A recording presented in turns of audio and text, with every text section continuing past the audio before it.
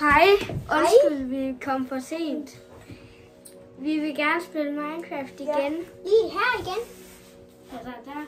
Men det er bare hjemme med min mor lige i dag. Ja, nu er vi igen ved min far. Men vi er også i familie. Ja, men vi bor ikke sammen.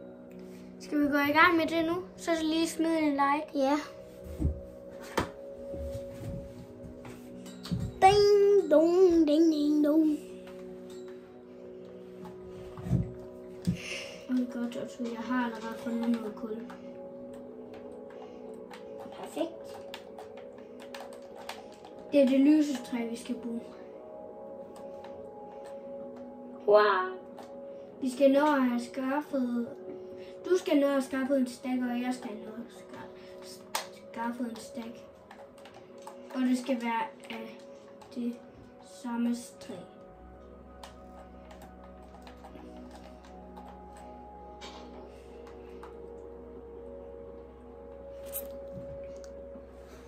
Men hvis I vil smide et like, så kunne de gøre os også rigtig, rigtig glade. Kan man ikke for langt.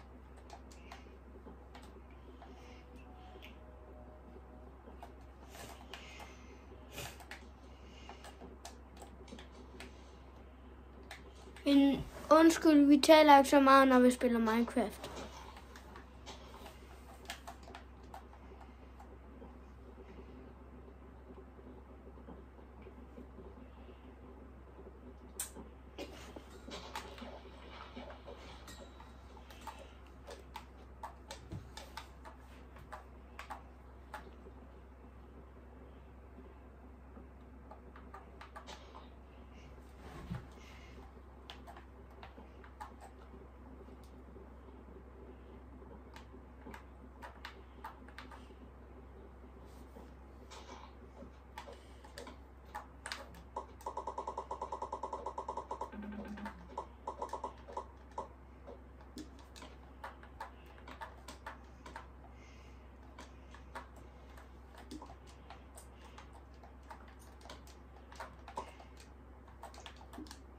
Jeg har fundet lava.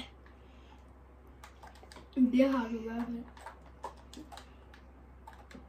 Og jeg skal lige passe på, at jeg vender.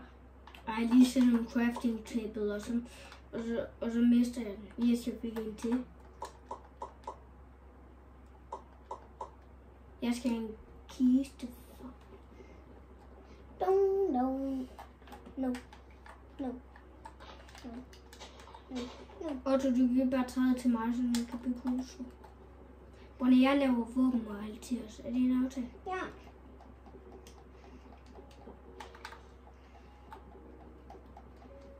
Jeg har fundet et sted, vi kan bo op på et bjerg. Yeah. Så du ved, til at vi endelig har fået den hjem. Jeg har fundet en villager. Og du venter på mig. Vil du gerne vente på mig, please? Du venter aldrig på mig, jeg villager også. Og så venter jeg bare heller ikke på dig, hvis jeg kommer først.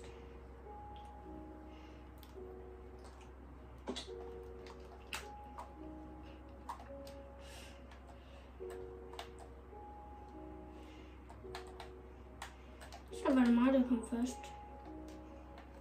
Var det ikke dejligt, at vi fandt en villagers? Jo.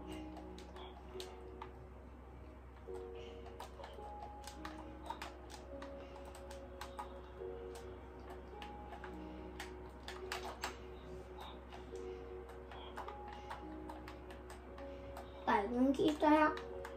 Okay.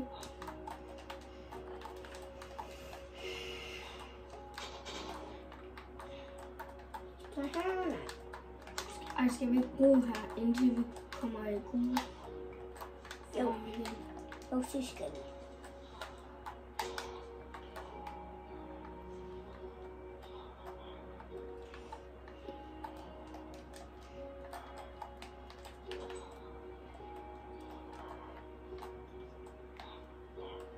Der var ingen kister. crafting-table. Så kigger jeg herhen.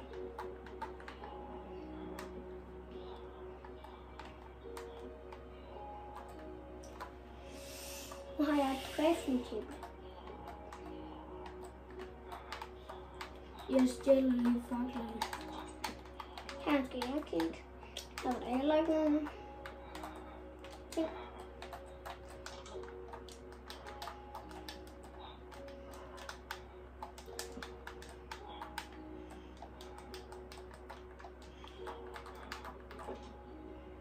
Jeg skal sige, at vi lige gør så, at I skal rette jeres hus ud.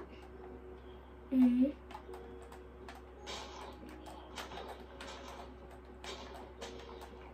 Må jeg også få nogle potatoes? Ja, der er en til herovre til. Og du smider bare lige nogle til mig. Nej, der er nogen derovre til dig, så får vi lige mange. Okay, først så tager jeg høet, og så deler jeg også lige det op. Så deler jeg det her høet. Nej, vi behøver ikke at dele det op. Okay, men så tager jeg bare alt høet. Er det en aftale? Okay.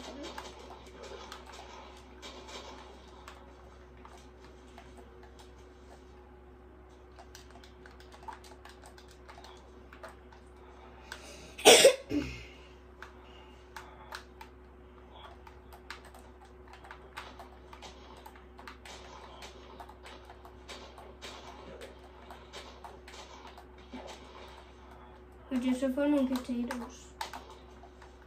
Mm.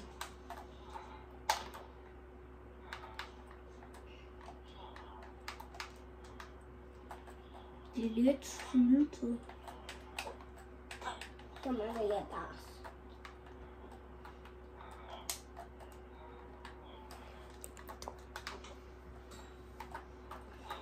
Og du tager dem her, de er gode til. Alle? Ja. Ja, det vidste jeg ikke.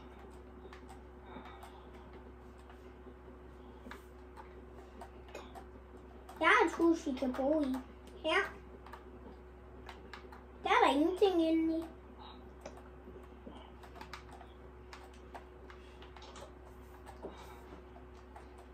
Vi bor i slottet. Ej, vi skal bruge et federsted. En gris og en vilddyrs kigger på hinanden. Kan du ikke se det? Nu kigger vilddyrsen på dig.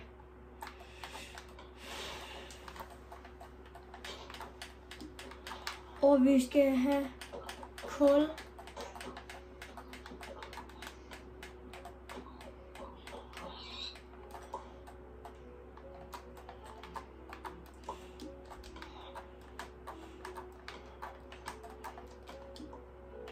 Eller kan vi ikke bare bygge hver hinandens hus? Jo, her er nemlig.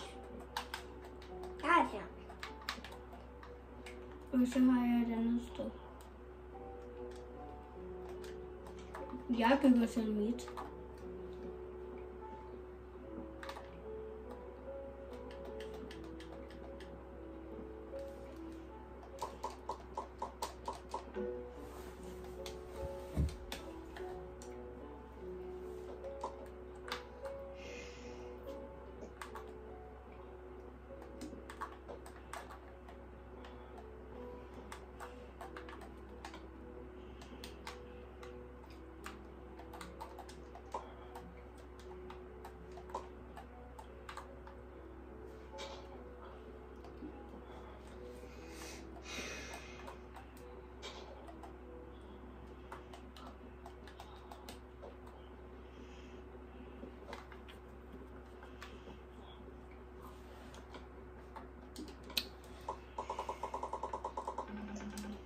Hvis I stopper, så kan det også være, at I kommer op på skærmen.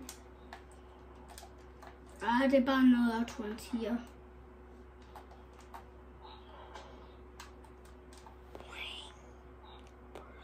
Ej, vilddyrs. Ikke tag den. Point, bro.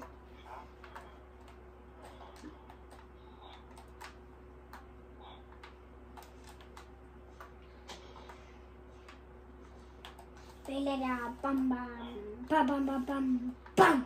Ikke dræb den.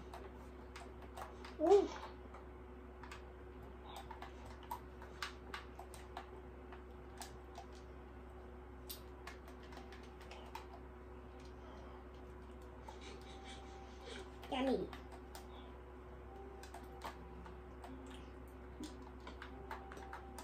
Jeg går ind i slottet. Men det er der, jeg har hus og to. Og to. Deler vi ikke om alle? Hvad sagde du? Deler vi ikke om alle?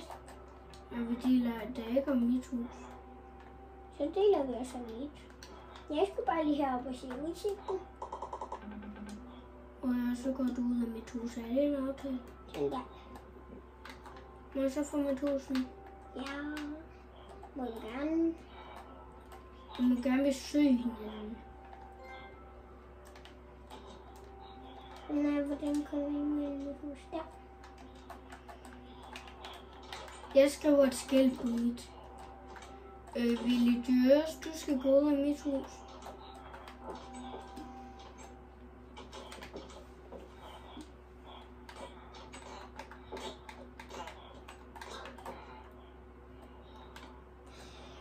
Willy Dyres, du skal ud af mit hus. Den er faktisk god nok. Du dræber ikke mere Willy Dyres.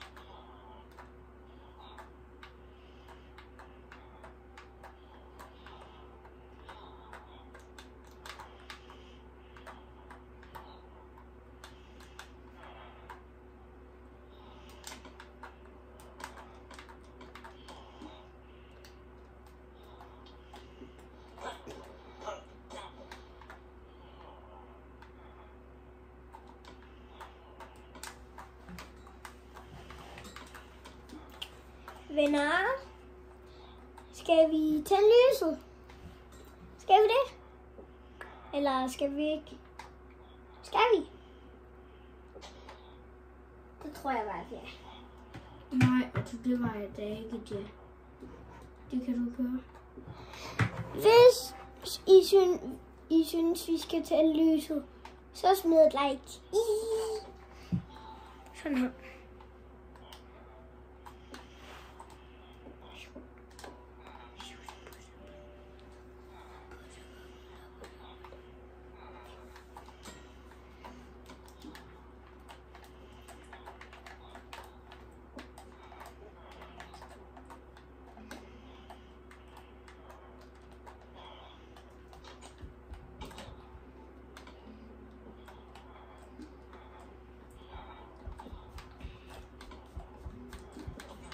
Det er lidt over grænsen, den der.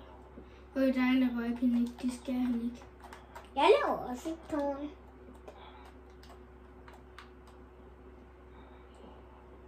Han behøver ikke gå i panik, på når jeg laver sværden. Så hvis der er nogen, der kommer og angriber Willy Dyres, så får de... Spiller vi uden monstre? Spiller med. Okay. Hvordan skulle vi? Jeg skal uden tag. Hus. Var det fordi, du skulle lave et slot? Nej, jeg skal bare uden tag. Og du har ikke bygget et slot. Nej, det ved jeg godt. Er jeg dum? Hvad? Det er bare lige fordi Otto han er lidt sjov. Ikke også, Otto? Og han smiler så sødt til mig. Nej. Jo. Nej. Ja. Nej. Ja. Nej. Ja. Nej. Ja. Nej. Ja. Nej. Ja. Nej. Ja. Nej, nej, nej. Nej, nej, nej, nej, nej, nej, nej, nej, nej, nej, nej. I wanna help you. This what I like. Otto, vil du have nogle gode ting af mig? Ja! Og er det sådan, du ikke mister død? Det.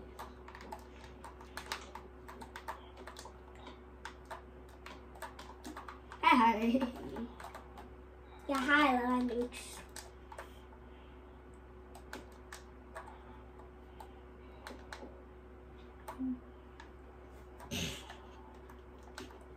Jeg går lige ud.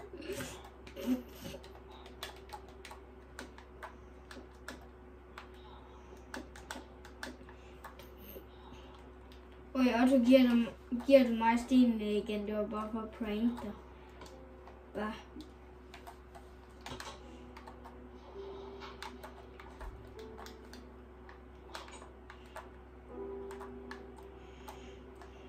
Nu gør jeg så ud af mit hus.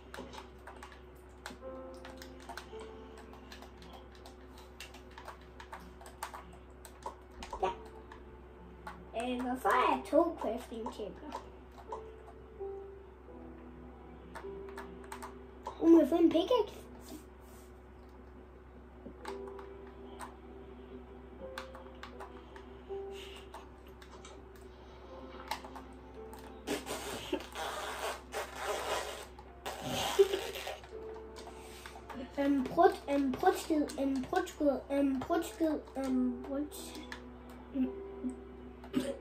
Er det ikke en god bas, venner?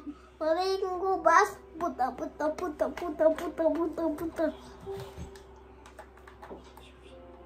Lad nu være. Ui. Alaloa. Du siger. Han er bare mærkelig. Tak fordi I så med. Og nu må I gerne se meget lang tid videre i den her video. Prøv at høre. I må gerne se videre. Tak fordi I så med.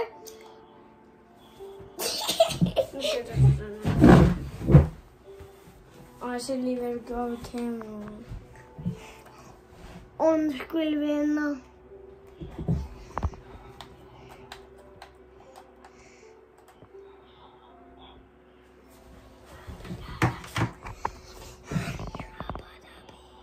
Nej, Otto, lad være. Sådan. Kameramænden er lidt dumme af dig. Hvordan ved I hvad? Vi skal ud og skyde nytår i dag. Ja. Hvis I alle sammen har haft et godt nytår, så er I dumme. Hvordan det har jo ikke engang været nytår endnu.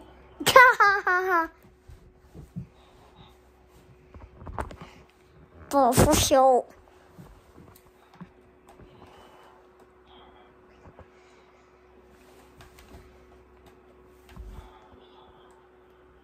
Undskyld, men kameramanden er lidt dårlig til at holde kamera.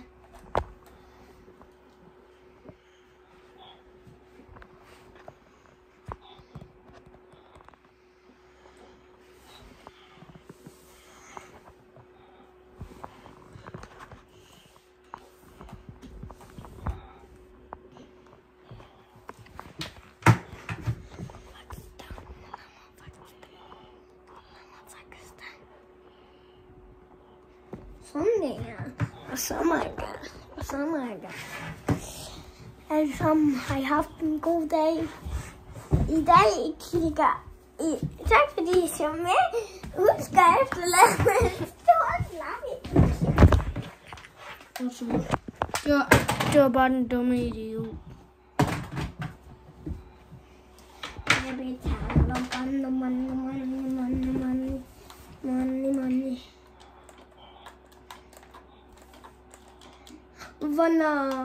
Hvornår tak fordi I så med, og jeg håber I kan se meget lang tid videre i den her video. Ej, bare prank. Den er jo ikke engang slut endnu. Haha. Prank, snydt, alt muligt.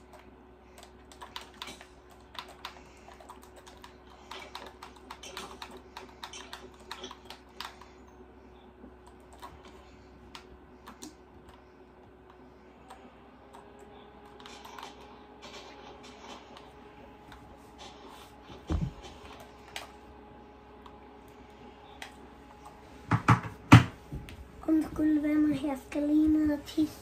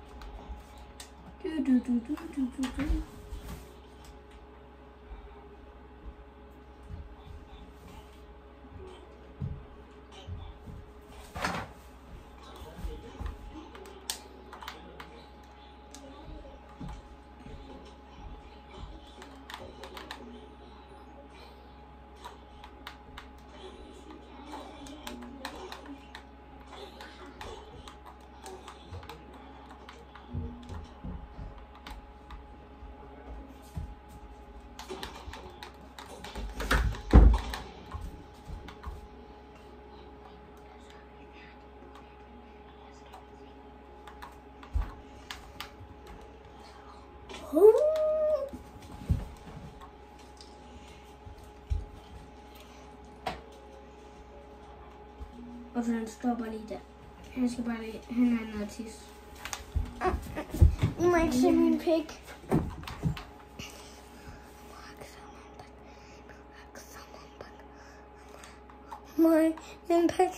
Min pik er lang i dag. Min pik er lang i dag. Må man sige. Wow, den er lang. Bang, så er den væk.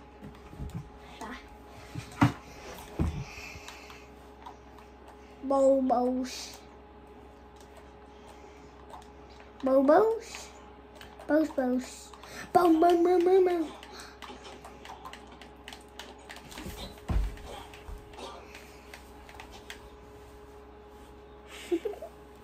Svækker, I skal ikke se det her, venner.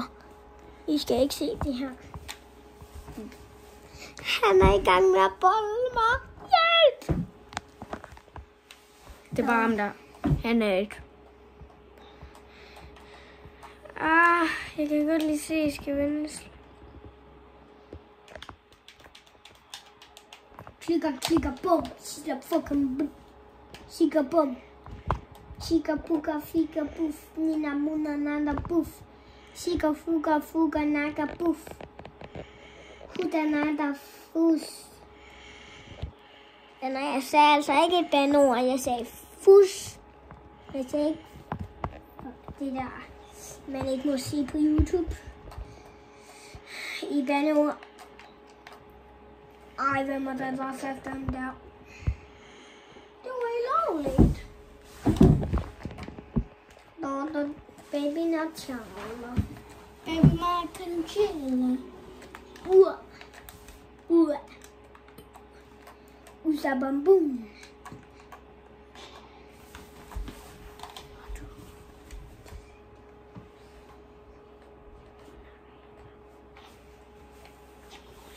Altså, man vil nakke mig.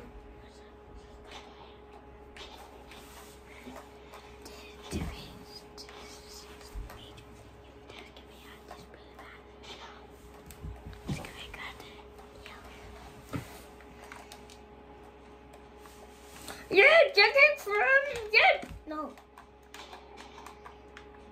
Jeg er ikke i vandet endnu. Yay! Nu skal vi slutte videoen. Er du klar til at dræbe?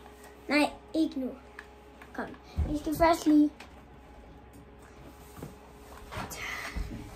Det var det for i dag. Ja. Tak fordi I så med, og jeg håber, I vil se et efterlov. Og jeg dræber lige Otto. Hej. Oh no! Fuck!